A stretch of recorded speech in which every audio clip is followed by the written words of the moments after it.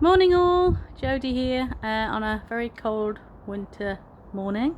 Well, certainly the change from October to November has been quite brutal on the weather here. So I'm going to try and keep this short so I can get back indoors. So Ben suggested, thank you Ben, that I talk about the impact of technology on staff recruitment and saving money and staff retention for a school, which I think is really important. And in order for this to sit within my series that I'm doing to help businesses who are suffering through the cost of living crisis, to help you maximise every sale through the sales and marketing process, I'm going to talk first of all about the impact for schools on use of technology in those ways, and then I'll talk about how you can weave that through your sales and marketing as well. So first of all, it's a really interesting topic actually, talking about how technology can make you more efficient, can save time, can save hassle, can save paperwork issues, and so on and so on. What's important to remember, of course, is that they don't all magically go away the second you buy the technology. There is work to be done. The first year is going to be a little bit harder than it was before, because you're trying to still keep the paper processes going until you trust that the technology has taken them on.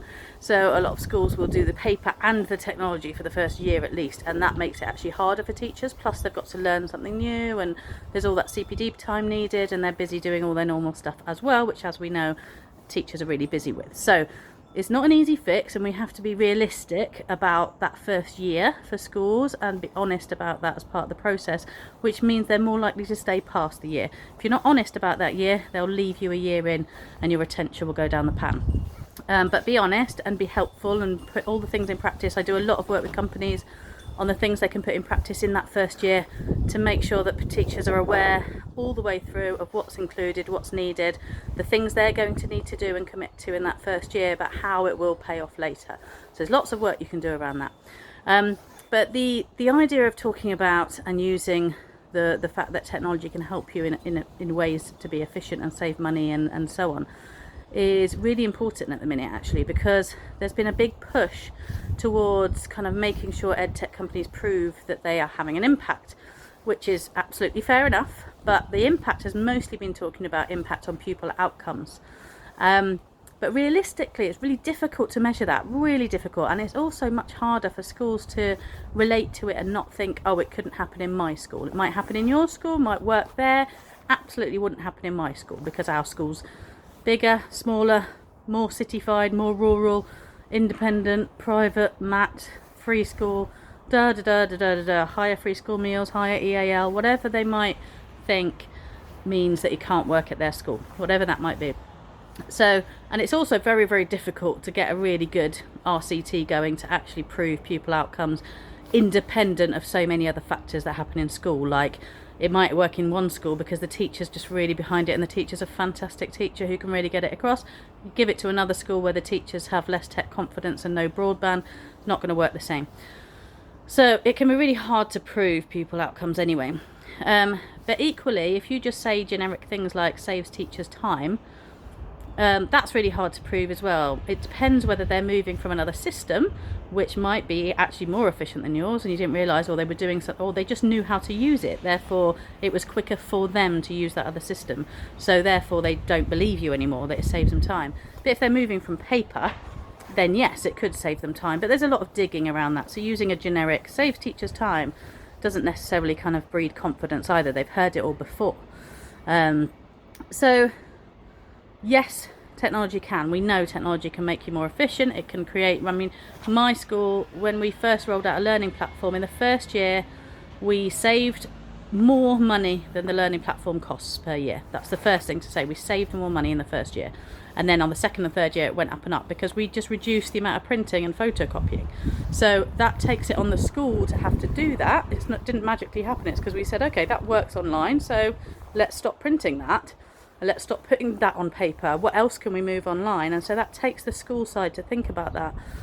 But then it meant that we did start saving more than the learning platform ever cost. So that as a stat is really interesting, and that as an individual story is more interesting than a generic blanket saves time or saves money. A quote from a school saying we saved more than it cost is enough to kind of make someone stop and want to know more, want the full case study for that. How, what did you do, what did they do?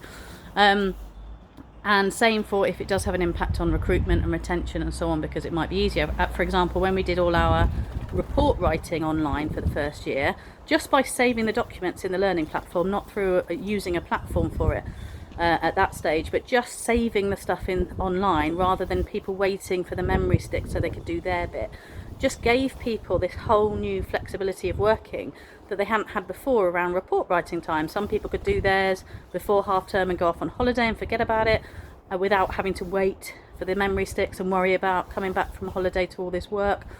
Other people waited till the last minute and did it all online at the last minute because they could do it from home at midnight because that's what they chose to do. So that might not sound great, and of course teacher workload is never great, but it at least gave them the choices of when they wanted to put those extra hours in.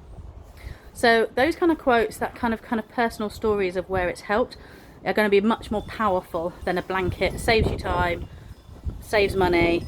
You know, even saying 82% of people said it saves them money. Like, just give a specific school story, something that can become a motive and relate to something they're going through. If they see an individual quote from a school saying, we saved £3,000 in the second year, straight away, like, oh, okay, I want to find out more about why, what did they do, and make sure you have the information that says what they did to do that. Don't just have the quote. Go back to them, find out more, get a case study, pay them for the case study, help them out, give them a discount, whatever.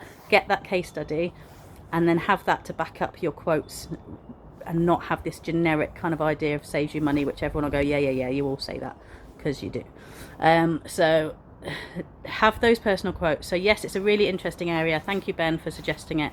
Slightly longer video than normal because I wanted to try and get in a bit about the impact as well, and how to weave it through sales and marketing. But hopefully, I'm really freezing so I'm going to get inside. Hopefully it makes sense. Feel free to ask any follow-up questions, and I'll try and pick those apart separately at some point as well, now that I've done a kind of a brain dump of all that in one video. Have a great day. Bye.